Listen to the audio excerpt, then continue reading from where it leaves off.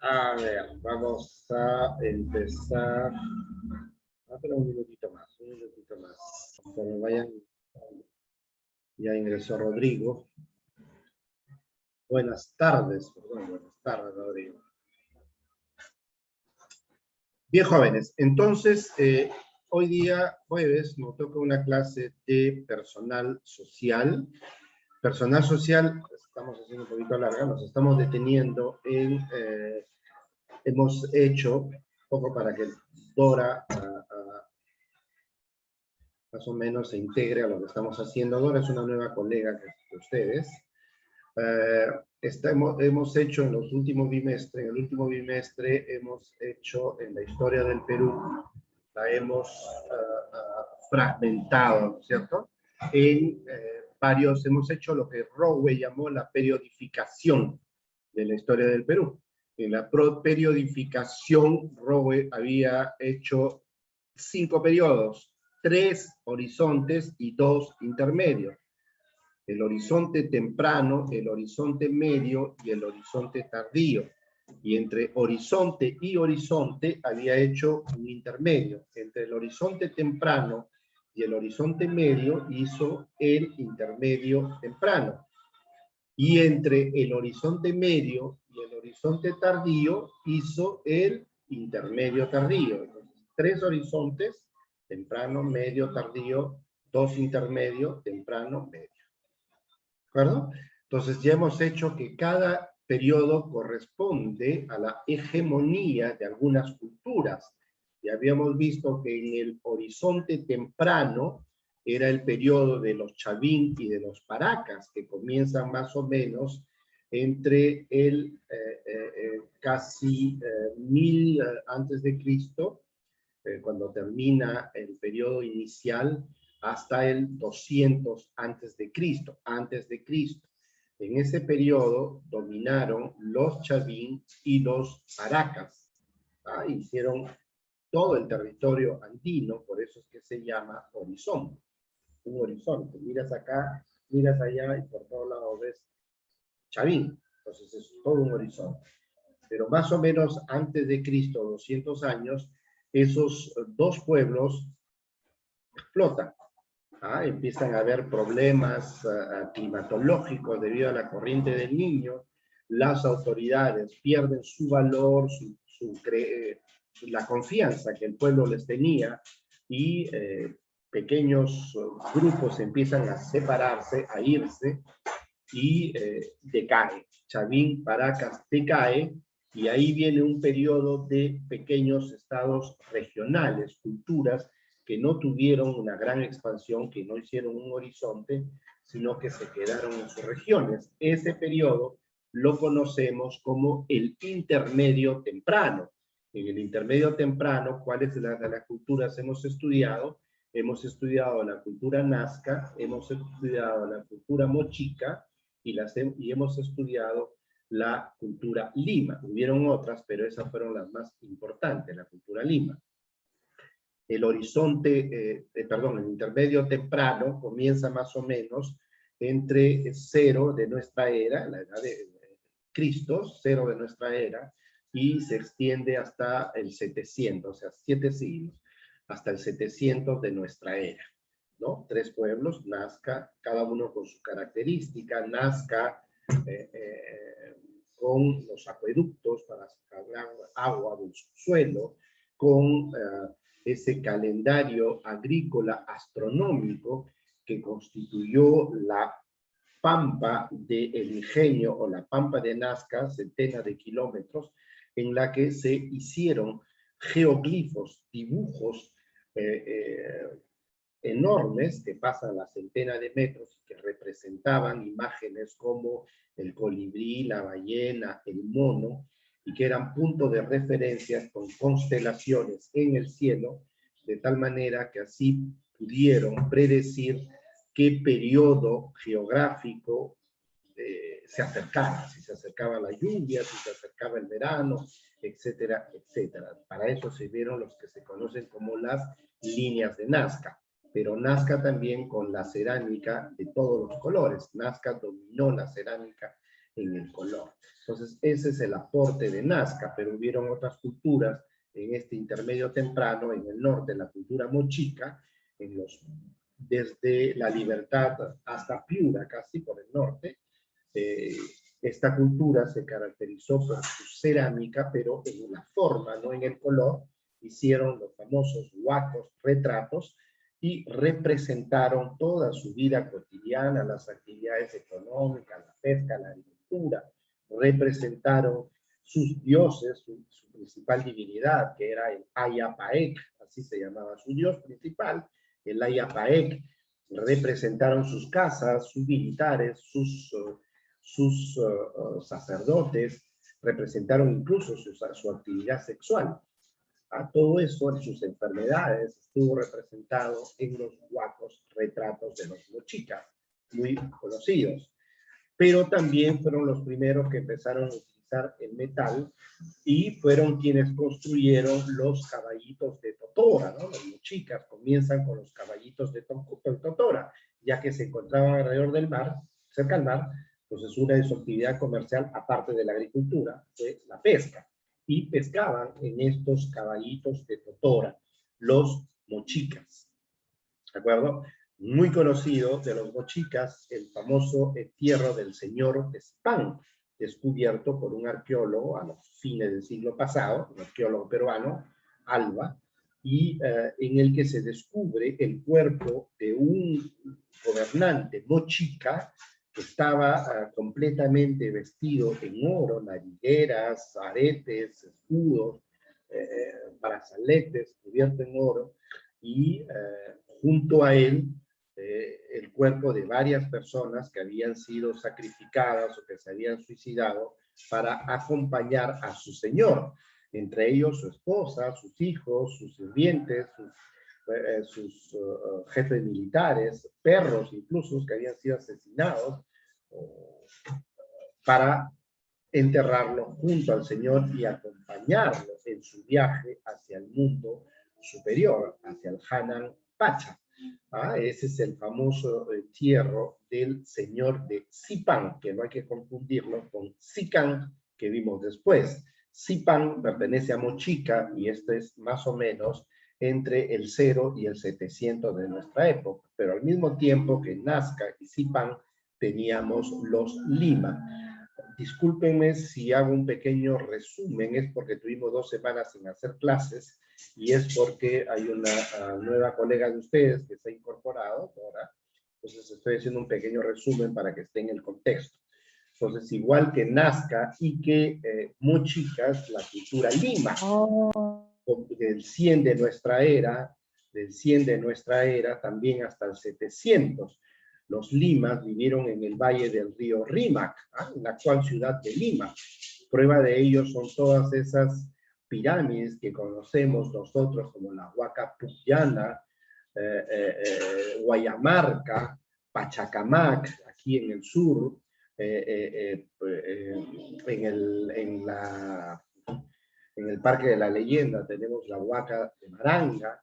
Todas esas huacas pertenecían a una gran ciudad, que se funda o que comienza a existir a partir del 0 de nuestra era. O sea que Lima tiene una ocupación de más de 2000 años.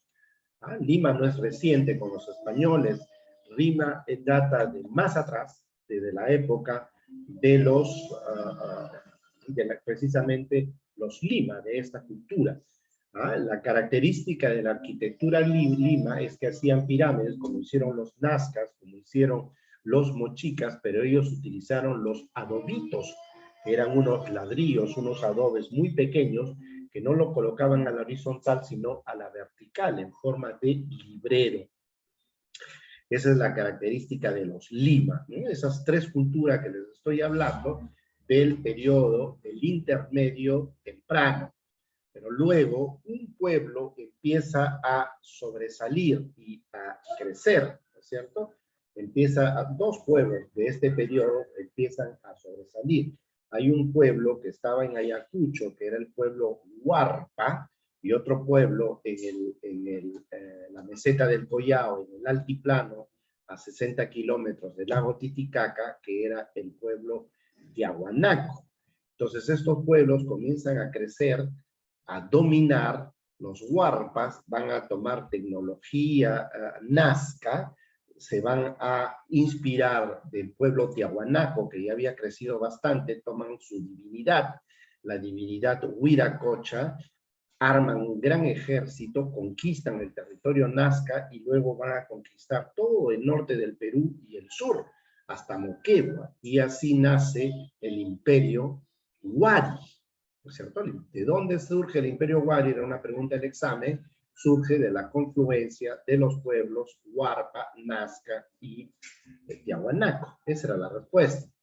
¿Ah? De ahí surge el imperio Huari. Más abajo les dije, en el sureste, en la meseta del Collao, por el lago Titicaca, surge el pueblo Tiahuanaco, que va a coger todo el territorio del altiplano de la meseta del Collao, se va a extender sobre todo Bolivia, el norte de Argentina, el norte de Chile, ¿ah? Y el sur de Perú. Entonces, dos imperios, y ahí ya llegamos a un nuevo horizonte. Eso es el horizonte medio, ¿cierto? El horizonte temprano, ya lo hicimos con Chavín y Paracas, este sería el horizonte medio. Dos grandes culturas, imperios se le llama, el imperio Huari y el imperio Tiahuanaco. El imperio Huari, que esa era otra pregunta del examen, ¿qué cosa expandieron los del imperio Huari?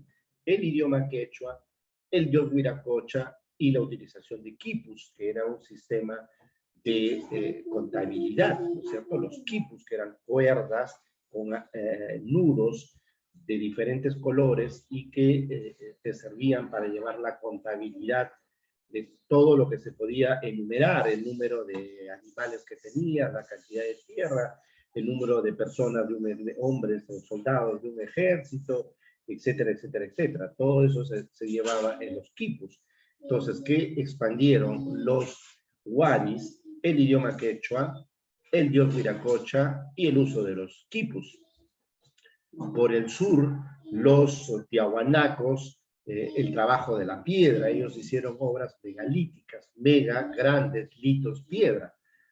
Desplazaron enormes piedras, la juntaron con un vaciado de metal, ¿ah? Que les servía como clavo para poder unir esas piedras, e hicieron grandes construcciones en piedra. ¿Ah? Eran grandes guerreros, dominaron toda la meseta del Collao. A eso le llamamos los dos grandes pueblos o los dos grandes imperios del horizonte medio. Pero luego estos pueblos entran en decadencia, más o menos por el año 1000, o sea, en el año 1000 de esta era, entran en decadencia, también debido probablemente a una fenómeno climático del Niño que produjo grandes sequías, grandes inundaciones en la costa, sequías en la sierra, y la gente ya no tenía qué comer y le echaban la culpa a las autoridades, ¿no? Ah, sí, ¿dónde están esos sacerdotes que decían que eran hijos de los dioses? ¿Dónde están nuestros gobernantes que decían que ellos tenían contacto con los dioses y que nos daban que comer y que nos decían cómo iba a ser el clima? Nada de eso está pasando. Se quisieron independizar y es así como decae el imperio Tiahuanaco en el sur, que explota en varios pueblos joyas o aymaras, y el imperio Huari, ¿ah? En el que se regresa casi a las culturas anteriores. Entonces, al caer esos imperios, se empiezan a crear nuevamente estados regionales, como vimos en el intermedio temprano. Esos estados regionales pasan a formar ese periodo que llamamos entonces intermedio tardío. ¿Ah? El intermedio tardío, que es previo al horizonte tardío, que ya son los incas.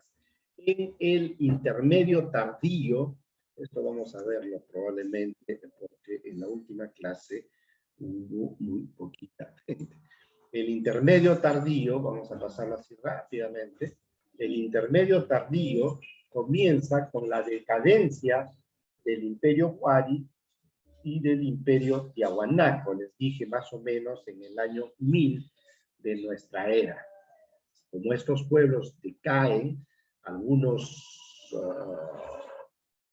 gobernantes de algunos pueblos dicen, no, ya vamos a dejar, la capital de Huari era Ayacucho, y cada ciudad era una capital regional, ¿cierto? Acá en Lima, la capital regional era Pachacamac, en el norte, Marcahuamachuco, Piquillacta, en Cusco, tenían grandes ciudades. Esa es la importancia de los Huaris, construyeron capitales regionales en todo el territorio peruano, andino, ¿no? Y un vasto sistema de caminos que unían todas estas ciudades con la capital, que estaba en Huari. Pero cuando estos pueblos empiezan a independizarse, regresan a su idioma original, regresan a su divinidad original. Por ejemplo, probablemente ese es el origen de estas dos culturas que estamos viendo y que vamos a ver, la cultura Lambayeque o Sicán y la cultura Chimú. ¿Ah? Eran descendientes de los mochicas que habían sido conquistados por los Huari, pero cuando rompen con los Huaris, regresan, vamos a regresar a nuestros dioses, a nuestro idioma, regresan y vuelven a construir cultura en esta parte del norte. ¿Ah? Eran los descendientes de los mochicas. Van a crear dos culturas, una es la cultura Lambayeque o Sicán y la otra la cultura Chimú. Pero no solo ellos, ¿no? Casi todo el pueblo, todo el pueblo, el antiguo imperio Huari se desperdiga en varios pedacitos. En Ayacucho quedan los Chancas, que es otro pueblo también que eran descendientes de los Huaris. En el Cusco habían 5 pueblos, los Lucres, los Aucas, 5 pueblos que estaban en el valle del río Guayanay, en el valle sagrado del Urubamba. Estos 5 pueblos vivían, eran agricultores, vivían en total independencia, hasta que los Chancas, que eran los descendientes de los Huaris, quisieron conquistarlos porque vieron que este territorio era muy fértil. ¿Ah? Entonces estos pueblos que vivían en el Cusco hicieron una confederación de estados. Dijeron, vamos a evitar que los Huaris se apoderen de nuestro valle. Hicieron una confederación de 5 estados quechuas del valle del Urubamba y nombraron a un rey. Ese rey, ¿cómo lo llamaron? Lo llamaron Inca, Intica, hijo del sol. Y entonces este Intica, este rey, el primero fue Manco Cápac, organizó a esos 5 pueblos para poder enfrentarse a los Chancas, que querían bajar y conquistar el valle. Pero esta resistencia ha durado varios siglos incluso. ¿Ah? Los Chancas no podían, hasta que hubo un 9º Inca. A la muerte de un Inca, su hijo pasaba a ser Inca, moría el segundo Inca, su hijo, el hijo, o sea, el nieto del primero, pasaba a ser el Inca. El 9º de los Incas, que todavía no era Inca, Pachacute, porque su padre estaba vivo, Huayna Cápac, su padre estaba vivo, y los Chancas querían conquistar. El padre le dice a su hijo, al príncipe, que era el heredero del trono, le dice, tienes que ir a luchar contra los Chancas. Pero el hijo, a pesar que iba a ser el futuro Inca, se acobardó y dijo, yo no voy. Entonces el hijo menor, que era el príncipe, Auca, el príncipe, él dice, bueno, yo voy con el ejército, chapa su ejército y se va y logra vencer, después de tantos siglos, logra vencer a los Chancas. Vence a los Chancas y entonces a la muerte de su padre, él se constituye en el gran Inca Pachacútec, el 9º Inca, que es el que construye Machu Picchu, Sacsayhuamán, etcétera, etcétera, y que no solamente se dedica no solamente logra parar la invasión de los Chancas, sino que domina, coge el territorio Chancas y se va cada vez más hacia el sur, cada vez más hacia el norte, y es ahí donde comienza el horizonte tardío, que es un periodo de expansión inca, y crean el Gran Tahuantinsuyo, que ocupaba todo el centro y el norte de Chile, todo el norte de Argentina, todo el territorio andino peruano, y ecuatoriano y colombiano, capital Cusco. De ahí gobernaba Pachacútec y luego sus sucesores. Fueron 14 incas más o menos hasta la llegada de los españoles en que todo terminó. ¿De acuerdo?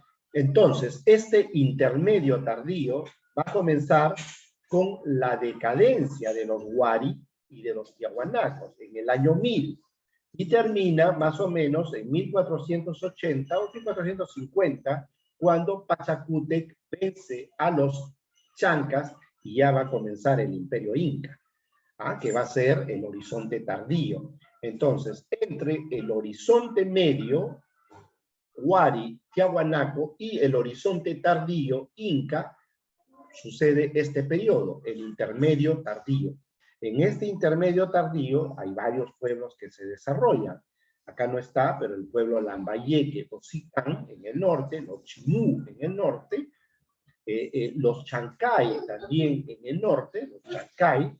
En el sur vamos a tener a los reinos Collas, que eran descendientes de los Tiahuanacos, pero también vamos a tener a los Chinchas, que es otro pueblo de navegantes, los Chinchas.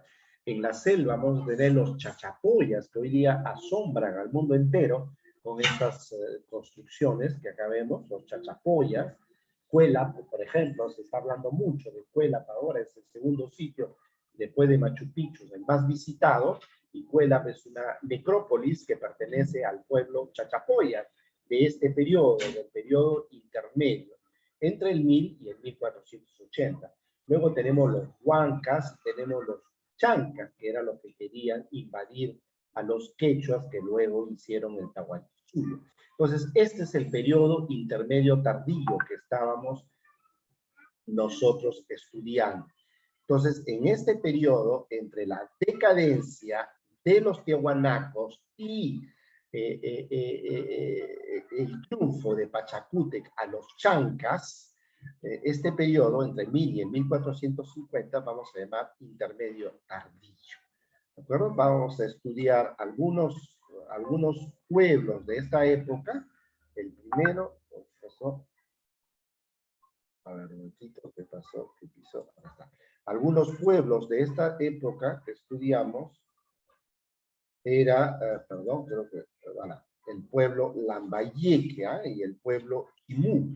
Les hablé de los Lambayeques. Los Lambayeques van a surgir, perdón, por acá tenía los Lambayeques, la cultura Lambayeque, que surge o que se instala en este periodo de intermedio tardío, o sea, entre el 1000 y el 1350, los Lambayeques, porque después son invadidos por los Chimú. Los Lambayeques que se van a instalar en el valle del río Lambayeque, precisamente en el actual departamento de Lambayeque. Acá está el río Lambayeque, acá lo ven. Perdón, acá lo ven. Este es el río Lambayeque. Y acá está Chotuna, que es la primera ciudad de los Lambayeques. Entonces, los Lambayeques es apenas un pedacito del río Lambayeque. Aparentemente son descendientes de los Muchicas, que habían sido dominados por los Waris. Entonces, cuando los Waris empiezan a caer, aparentemente un gobernante, un señor de los Muchicas, de los descendientes de los Muchicas, que era Nailab, así se llamaba, Nailab, aparentemente él decide partir hacia el norte con cientos de caballitos de Potora, se lleva sacerdotes, nobles, pueblos, artesanos, y navega hacia el norte para buscar mejores tierras, hasta que encuentra la desembocadura del río Lambayeque y dice, vamos a quedarnos acá, la tierra es muy buena, muy fértil. Bajan todos ahí, caminan como 2 kilómetros y se instalan al pie del río, se instalan y van a ser la primera capital de este pueblo Lambayeque, que se va a llamar Chotuna. ¿Por qué? Porque ellos tenían su divinidad que se llamaba Chot. Y a Chot van a, aparentemente, porque hay algunos textos que fueron hechos por los primeros españoles que llegaron, ellos hablaban de una divinidad, de un ídolo verde, hecho en piedra verde, aparentemente turquesa, que pertenecía a los antiguos lambayeques y que se veneraba en la montaña de Batangrande, escribe un cronista español, de los primeros que llegó. Y por la tradición que se ve en la cerámica, se sabe entonces que Zipán llega con esta centena de hombres a Chot, a Chotuna, construye una pirámide, van a instalarse ahí, van a vivir ahí y construye un templo, instala el ídolo Chot encima. Desapareció esa piedra, no se sabe si cuando los incas se apoderaron del territorio o cuando los españoles llegaron, pero ese ídolo de turquesa desaparece, ¿cierto? Desaparece. Entonces, los lambayeques son descendientes de los mochicas que suben por el mar y que desembocan en la desembocadura del río Lambayeque. De ahí se van a instalar sobre todos esos valles, los valles del río Saña, Jequetepeque, Reque, y suben un poquito hasta Piura, no van más al norte, y al sur hasta el río Moche, no bajan más al sur. ¿Cuándo los lambayeques? ¿Cuándo? Más o menos entre el 1000 de nuestra era y 1350, en que son conquistados por los chimú, y después los chimú van a ser conquistados por los incas. Acá vemos, esta tabla me gusta, muy bonita, es los pueblos del norte del Perú. Miren, al comienzo, los moches, desde el 100 de nuestra era, les había dicho, más o menos hasta el 700, todo esto en amarillo. Ellos hicieron Zipán, hicieron Papangrande. Pero ahí llega el imperio Huari y que va a conquistar, ¿no es cierto? Acá están los Huaris que van a conquistar a los moches. Entonces, los Huaris, más o menos, llegan en el 700, 800, 700, 800 hasta el 1000, más o menos, que es el periodo Huari. Y de ahí, 1000, estamos hablando de lo que estamos hablando ahorita, comienza el horizonte, perdón, el intermedio tardío, es este periodo de acá, donde surge el pueblo lambayeque. Desde acá para adelante es solo lambayeque, lo que está en naranja, todo lo que está atrás es Huari, ¿no? Lambayeque, pero de influencia Huari. Entonces, esta parte nada más es Lambayeque como pueblo. Pero por el 1350 llegan los chimú. ¿Se dan cuenta? Llegan los chimú e invaden esta zona. Y ellos van a estar hasta el 1450, donde son los incas los que vencen a los chimú. Entonces es una secuencia de pueblos que se suceden, ¿cierto? Entonces Lambayeque, ¿cuándo? Acá está, entre el 700 y el 350 de nuestra era. Es el periodo de los lambayeques. ¿Qué caracterizó a los lambayeques? Primero, su arquitectura. ¿Qué tipo de arquitectura? Les estaba diciendo, la construcción, ahí está, Nailam, en su caballo de Totora. La construcción, la arquitectura en construcción de pirámides truncas en adobe, ¿no es cierto? Se llaman pirámides truncas porque no son pirámides que terminan en punta, ¿no es cierto? Truncas es porque hasta acá nomás están, o sea, es así una pirámide trunca, no es una pirámide completa. Trunca es porque esto no tiene la punta. Ya saben cómo se construyeron estas pirámides, eran plataformas, ¿no? Cada plataforma corresponde a un gobernante. El gobernante hace la primera, el que lo sucede la segunda, la tercera, la cuarta, y normalmente, casi siempre, en estas mismas pirámides, que eran centro de adoración, se entierran los gobernantes. Ahí encontramos al señor de Zipán, por ejemplo, en una pirámide mochica, y al señor de Sicán lo encontramos en una pirámide lambayeque. Entonces, no solamente servían como adoración, sino como entierro de las divinidades. Lo mismo hicieron los egipcios con sus pirámides. Curioso, pueblos completamente distintos emplearon o tuvieron más o menos la misma tradición. Entonces, la arquitectura de los lambayeques o Sicán También se le llama como cultura Sican. Era esto, las construcciones de pirámides truncas, ¿ah? Como esta, que es va tan grande como esta. Ahora, pirámides que se caracterizaba, si queremos compararlo con la de los nazcas, la altura, ¿no? Estas pirámides medían 15, 17 metros, y algunos de largo. Esta pirámide mide 1 kilómetro de largo. Parecen cerros, pero no son cerros, ¿ah? Eran pirámides, pero lamentablemente con la lluvia, con el tiempo, estas pirámides, el ladrillo se lava, ¿ah? La tierra corre y solamente queda cosas así, como si fuesen cerros, pero no son cerros naturales, son plataformas hechas en adobe. Y todo esto estaba decorado, aquí lo ven. Lo van a ver ustedes cuando veamos después Chimú, cómo esta misma decoración le vamos a encontrar en los Chimú. O sea que los Chimú se influenciaron de los lambayeques. Los lambayeques son antes, pero los Chimú se influenciaron. Otra cosa que es bien interesante es este tipo de construcción piramidal.